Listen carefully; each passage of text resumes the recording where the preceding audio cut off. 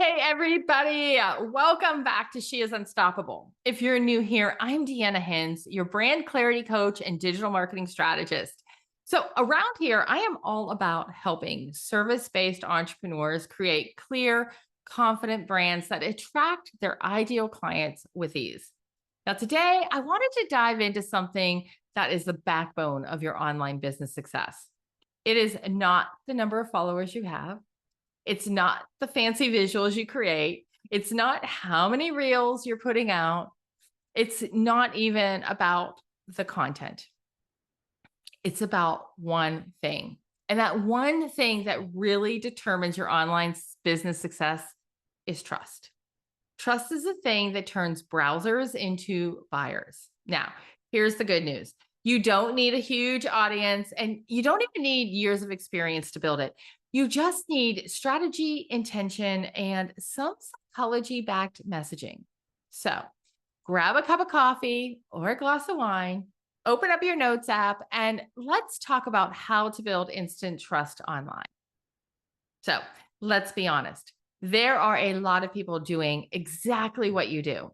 So, why do some people choose one coach or maybe one therapist, one website designer, or even one particular course to take over another? It's not about price. Although I'm sure you've heard that a million times, you probably have even said it. It's not even about credentials, although credentials do help build trust, right? It's about the perceived safety. Trust is that bridge between your online presence and them actually making a purchase. And online, people are scanning you in milliseconds, everybody. And they're asking, is this person legit? Do they understand me? And can I trust them with my time and money? Listen, we are wired for connection as well as protection. And if your online presence doesn't feel safe or consistent or real, you know what's going to happen. They're going to scroll right past you, even if you are absolutely incredible at what you do. So let's talk about strategy, right? How do you build trust online? Well, there are three ways to do this and to do it quickly, right? The very first one is clarity. You want to make sure that your message is crystal clear. This will help people feel safe moving forward, right? Clarity is confidence. So, how do you do that? You want to be really specific about who you help and how you help them. Now, I know when I ask people to niche down, right, or to get really specific about who they're helping, one of the pushbacks that I hear, probably the most common pushback, is I really don't want to do that. I don't want to get too specific because then this group will feel excluded, or the bottom line is they feel like they're leaving money on the table, like they're not going to be able to speak to everybody. That's not true. Here's what's really happening when you get specific about who you help and how you help them. You take a really watered down message and make it clear. That ideal client is going to hear you. They're going to know that you get them, that you understand them, that they are seen, and they're going to want to work with you. So, what about the people that you can still help that are outlying? You're not going to lose them. They're going to hear the same message and they're going to be drawn to you. Now, there's also a mix, right? You may lose some, but the ones that you're going to lose are probably not your ideal client, honestly. So, another way to get really clear is eliminate those really vague words like help and support. Get more specific. Like, what do you help them do? How do you support them? Tell them exactly what the outcome is that they can expect, right? So instead of saying, listen, I help women entrepreneurs feel empowered. Okay, that's great. And that does probably sound like, all right, I want to be empowered, but it's not very clear. Like, how? What do you do? Right. But if you said, I help women entrepreneurs clarify their brand and message so that they attract their aligned ideal clients, right? Online. That's completely different. When you are helping somebody get their message crystal clear, they do feel empowered. That's what you're doing, right? See, here's the thing. Clarity doesn't repel. It attracts the right people. The people that are outlying, you might repel them, but they're not your right people. So the next thing that you want to do is be consistent. Consistency contributes to building trust. So your message, your visuals, your tone, how you show up all need to feel aligned across all of your social media platforms, whichever ones that you are using. And you don't have to use them all, but that's another podcast. So make sure that your bio is the same vibe, your promise is the same vibe, your branding colors have the same vibe, right? That everything really aligns. Here's the thing, don't post high energy reels on Instagram, but then your website is boring. Make sure it all looks the same. So if I come to your website after finding you on Instagram and I love what you're putting out, I love your content, and I come over to your website and it hasn't been updated in God knows how long, it's going to feel off brand. Like, what is this person doing? Right? Just make sure that everything aligns. And that goes with your emails. If your personality comes through on Reels and it comes through in your website, let your personality come through in the emails that you're sending out. Everything should be consistent. You shouldn't feel like if I go to one place that it's not going to feel as familiar as the other platforms that I've seen you on. So being consistent, right? Repeating the same thing, repeating the same vibe. I'm going to be able to recognize you. When your post shows up in my feed, I'm going to immediately know this is that person. I love it. I'm going to stop. Maybe it's your branding colors that get me to stop. Maybe it's the way that you're formatting it, right? But it'll get me to stop. And then I know that you're reliable, right? There's this reliability, this consistency. I start to feel like I actually know you. And if I know you, hopefully the next thing that's going to happen is I feel like I can actually trust you, right? So that consistency will start to build trust. So what are the first two, right? We've got clarity, we've got consistency. So what's the third one? That third one is credibility. Now, credibility doesn't have to mean you've been in business for 20 years.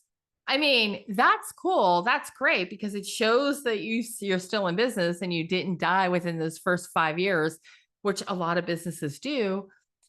But credibility means that you've got some proof to back up what you do. You've got testimonials, right? Google reviews. Even if it's small wins, share those testimonials, share those client results, share it on your website, share it on social media platforms, share them because that builds credibility. It also connects with your ideal client. If you've got clients who send you DMs, right? Screenshot those DMs. I always cover their name unless they are okay with them being seen. But more times than not, I cover up their names so they can't see who it came from. And I share the screenshots because that way, these aren't just made up comments. These are real. These are actual real things that people have sent and feedback that you've received about your credibility. Share that stuff. That stuff is gold, right? And talk about your process, what you go through with your ideal client. Say it with confidence. Here's the thing. You don't need to brag. So a lot of times people feel like, well, I don't like talking about it because it feels like I'm bragging. And especially as women, we're kind of taught to not brag, to not, brag about yourself, just be super humble. And there's some truth to that, but I'm not asking you to brag. You do need to share what you're doing and how it's helping other people, right? This is part of building trust. Share it. And then back it up with those testimonials or the results or the feedback that you're getting. All right. So let's zoom in on the human brain for a minute because I promise I won't bore you. I always say that, right? Because sometimes people hear psychology and they hear human brain and all of a sudden they instantly check out because they think it's going to feel like they're sitting inside of a college course and they're going to start doodling on their notebook and it's just going to be overwhelming. And that's not what I'm about, right? The stuff that I share when it comes to psychology, even though I geek out on all that stuff, I'm not going to say it to you that way. I promise I'm going to keep it as entertaining as I can, right? Because it's so fun. I really believe that when you talk about the human brain and we talk about brand psychology, it actually turns really fun because it's almost like all the pieces connect. So, trust is built on some psychological cues, right? The first one is social proof. And we've talked about social proof before if you've listened to some of my other podcasts. And that is those testimonials, right? And when we share things, think about why Taylor Swift, I mean, when she does a Coke commercial or she does any commercial, they don't hire her just because she's Taylor Swift. Well, they kind of do, right? But the reason they hire her is that they know that her following, which is a very strong following, is going to follow her and that product in what they are promoting. So, because listen, the brain is that we are wired to follow the crowd. So, when people see others trusting you, they feel safer to do the same thing, right? When Coca-Cola hires Taylor Swift to promote their brand, they know that her followers will most likely buy a Coke over a Pepsi if she believes in that, right? If you share those testimonials, you share that feedback, you share the credentials, or maybe you've been mentioned or have been on some sort of media outlet, right? And you share that. When your ideal client reads that testimonial and or they listen to that story, they start to feel like, well, if it worked for them, it's going to work for me. If other people like me trust this brand, right, then I can trust this brand. That right there is a powerful shortcut. Social proof is so strong. And it blows my mind when I hear that people struggle with asking for reviews or testimonials. I do get it. It's just adding another task in our already filled to-do list. But when you do that, it really does take it like a shorter route to getting that trust from your ideal client than it did before. So, another part of that psychological cue is authority, right?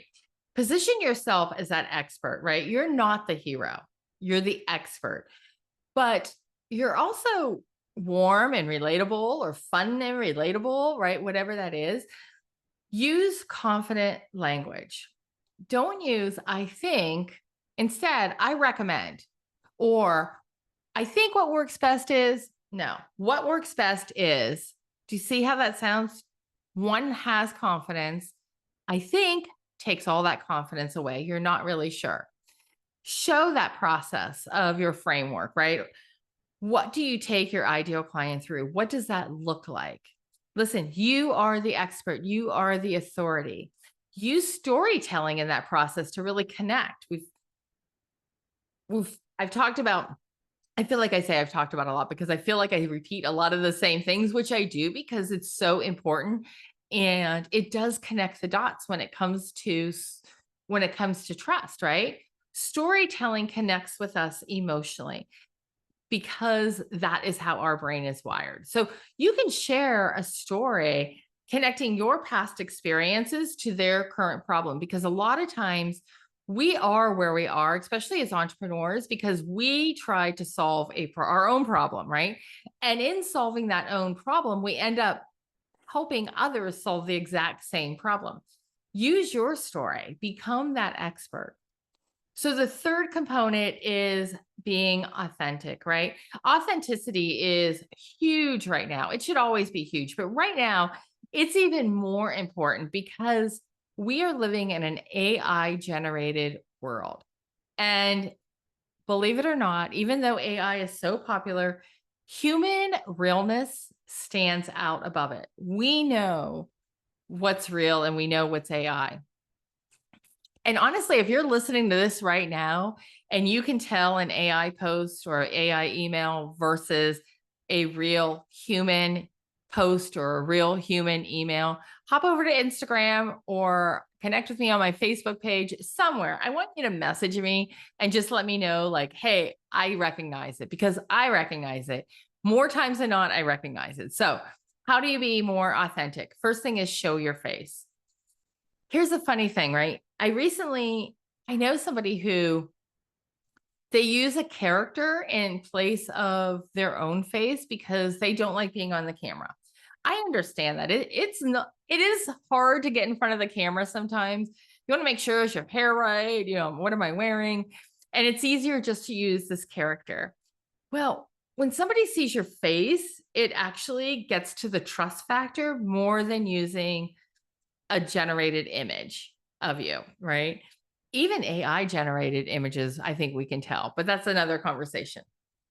Also, share your perspective. Be real. Be real. Like, don't worry about messing up. If you're listening to this podcast and you are still listening right now, I have fumbled on my words more times than I can count. But I'm here, right? And I'm sharing it because the reality is it's okay to be a little messy. It really, really is. It's not okay to be unprofessional, but to be real. Sometimes I fumble on my words. I know what I'm trying to get out. And sometimes it just takes me a minute, or I have to pause to think about how to present the next thing I want to say in the best way. So it might sound messy sometimes, but let me tell you, this is real. This is me, and that's okay.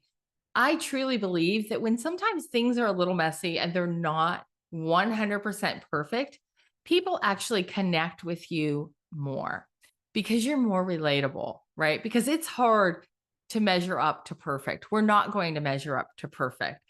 And for me, personally, that's a turnoff. When I see somebody that's always perfect all the time, I'm not interested so much in hearing what you have to say because it's not relatable to my life. My life can get messy. My life can get overwhelming.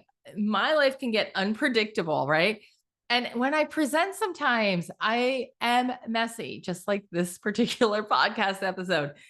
People don't trust perfect, right? They trust you showing up. They trust you being real. They trust you sharing what is dear to your heart or your expertise.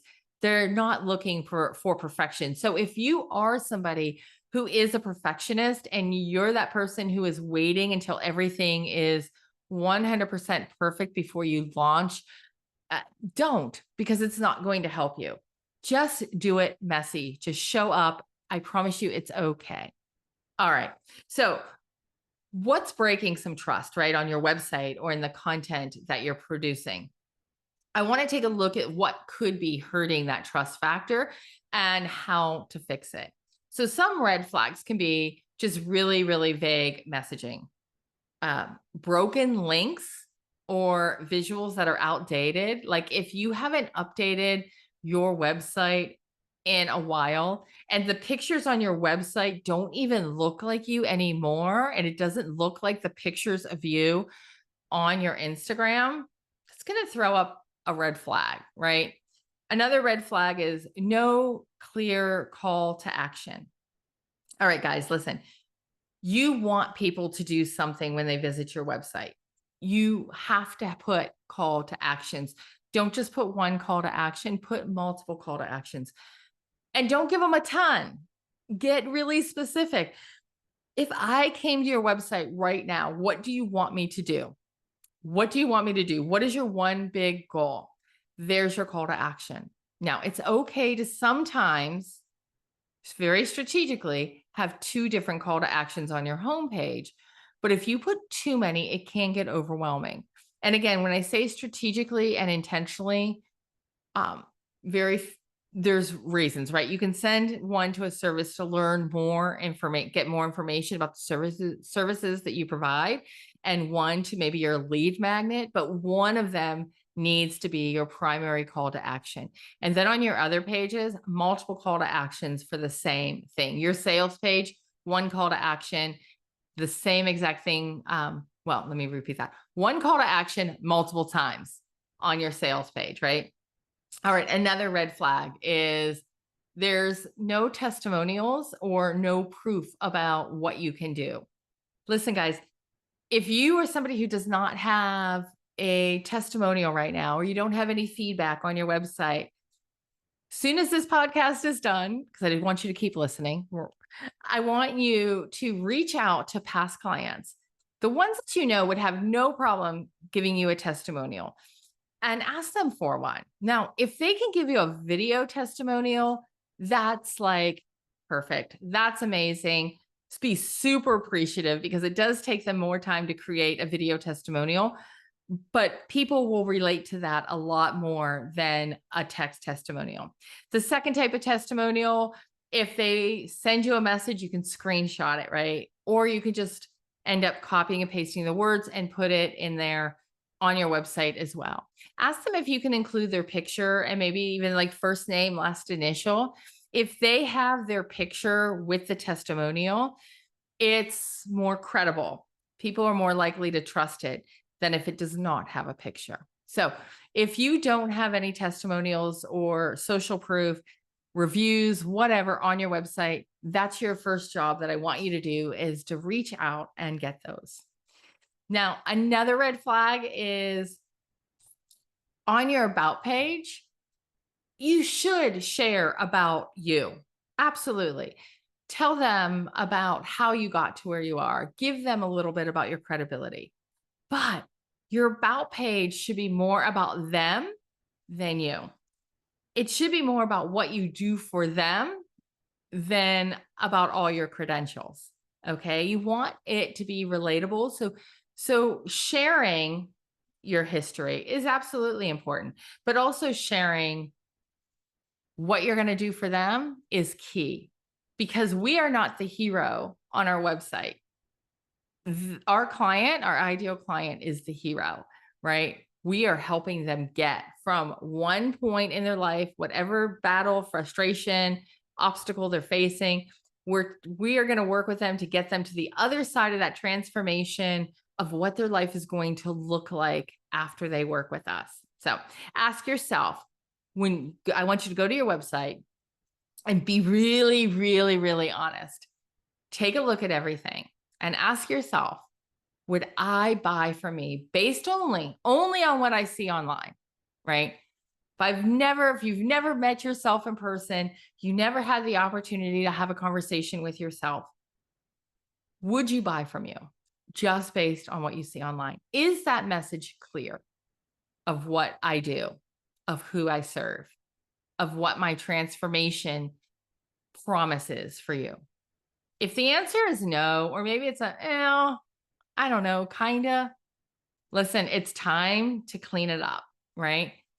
And if you need a tune-up, feel free to reach out. We've got Brand Clarity Academy. It's launching in September.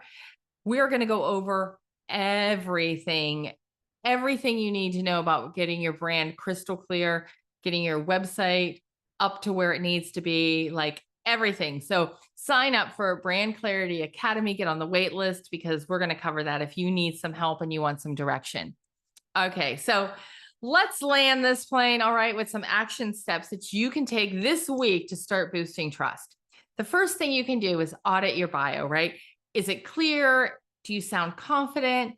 And is it aligned across all the platforms that you're currently using? The second thing is post one before after story, right? Talk about a client or a transformation and share that on social media. You can even share it on your website. That's a bonus tip if you do that, but share some sort of before and after, right? When you were working with this person, this is where they were. When you were done, here's what their life looked like after. The third thing, right? Record a video of you sharing just one tip. I don't care if it is 30 seconds. Share that video, create a reel, share it as a story, right? It's going to help boost that connection. It's going to help you be more relatable. And I'm only saying one tip. Now, if you could do one tip every day for 30 days, oh my God, girl, that would be incredible. That's like a super double challenge, right? But I'm only going to ask one tip that you share to connect with your ideal client. All right, number 4, clean up that call to action. So make sure that every page has one really clear call to action on your website. Number 5, walk people through the process. Walk them through exactly what it's like to work with you. What you do when you're doing this is you're showing that roadmap, and that's what people want. They want that roadmap of what to expect. This is the expectation. this is the result you're going to see. Here's the thing, guys. You don't need to overhaul everything, right? I just gave 5 things. Audit your bio, post one before and after story, record a video of you sharing one tip, clean up your call to action, and show your process. 5 simple things that you can do. It's about being intentional, right? It's not scrapping and burning it all down and starting over. All right, guys. So here's the truth. People buy from people they trust. They don't buy from the loudest, the flashiest, or even the most popular people, but they buy from those that make them feel safe and make them feel seen.